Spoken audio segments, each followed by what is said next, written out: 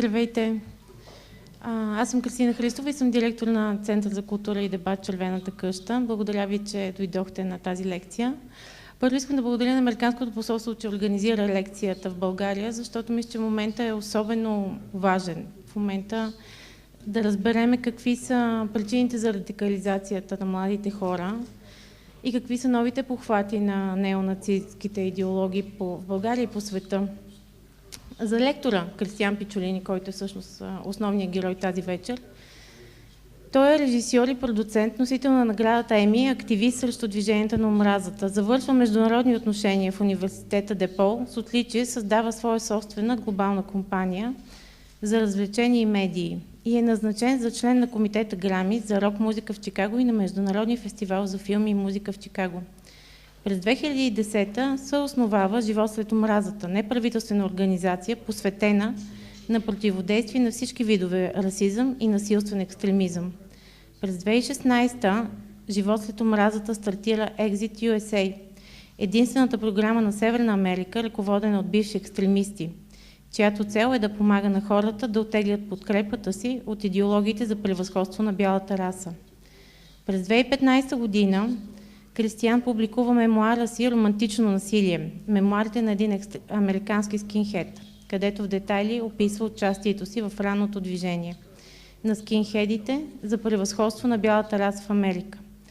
Книгата се използва в курсовете в Йелския университет и Ню-Йоркския технологичен университет. През 2016 година печели наградата Еми за ролята си на продуцент на кампанийното видео против омразата Exit USA. Има живот след омразата. Повече за неговия живот давам на него да разкаже. You should get a microphone, I think. Hi, everybody. Thank you so much for coming. It's a real honor to be not only in your city, but your country. I have a lot of friends from Bulgaria, specifically Sofia. Now I can go back and tell them how wonderful their city is. Здравейте всички, радвам се, че съм сред вас. Благодаря ви, че ме приехте сред вашата среда. Аз имам много приятели от София, от България. Сега, след като имах възможност и аз да я видя, ще се върна и с радост ще им разкажа колко много приятели съм създал и тук и каква чудесна страна е.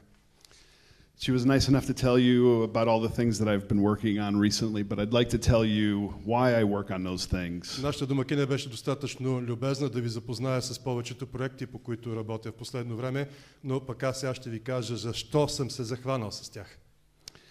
22 years ago, I left the American neo-Nazi skinhead movement that I helped build.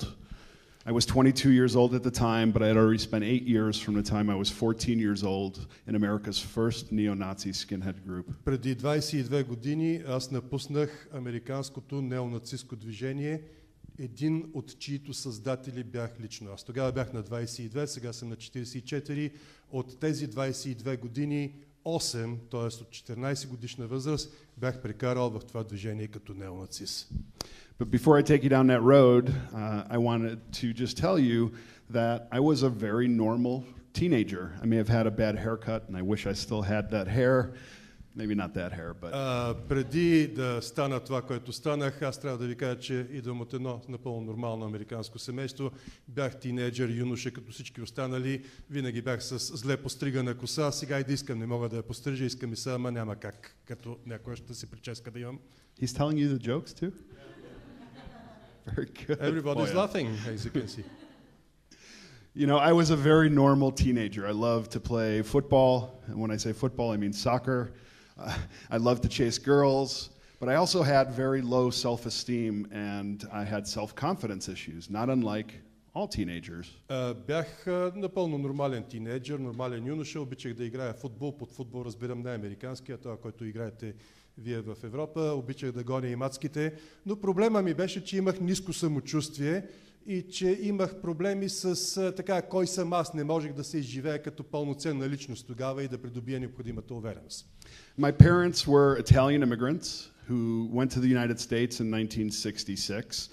And when they got to the country, they had to work very hard to make a living and to support the family. So they were gone sometimes 7 days a week, 12 hours a day working. Родителите ми бяха италиански имигранти, пристигнали в Съединените щати 66-та година.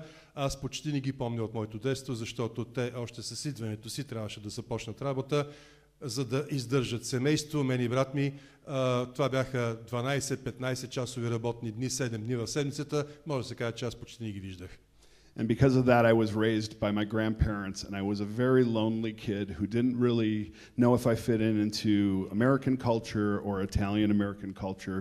So I was bullied quite a bit because of my name and because of my parents not speaking English. So I felt very much marginalized and on the sidelines. Бях доста самотно дете, доста затворено. Не знаех към коя култура принадлежа, дали към италианската, в която бях роден, и бях отгледан, разбира се, от баба и дядо италианци, или пък американската, която ме заобикаляше от всякъде. В крайна сметка не принадлежах и към двете. Това даваше отражение върху статуса ми в училище, много ме тормозеха. По-големите ученици виждаха, че не съм като тях, че още не знам много добре английски език, говоря с акцент, и това им даваше причина и повод да ме тормозят и да ме бият, едва ли не. Growing up, I really resented my parents because I didn't understand why they were gone so often. So I became very resentful of the fact that they didn't speak English, that they weren't there, and that we didn't fit into American culture. Докато израствах на практика без родители, аз им бях много сърдит. Не можех да разбера защо те ме оставят да ме гледат баба ми и дядо ми, да живея самотен. Не можех да разбера защо не си дават труда да научат английски език, да се впишат по-добре в американското общество. Аз не си давах сметка, че те го правят за мое добро. Аз им се сърдех и бях преизпълнен с злоба към тях, защото ме бяха оставили да израстам самичък. So when I was 14 years old and I was searching for my identity and trying to figure out where I fit into what community, I was standing in an alley smoking a joint, and a man came up to me who was twice my age. He pulled a joint from my mouth. He looked me in the eyes and he said, "Don't you know that that's what the communists and the Jews want you to do to keep you docile?" И така, на 14 годишна възраст, аз се чудех наистина към кой свят принадлежа.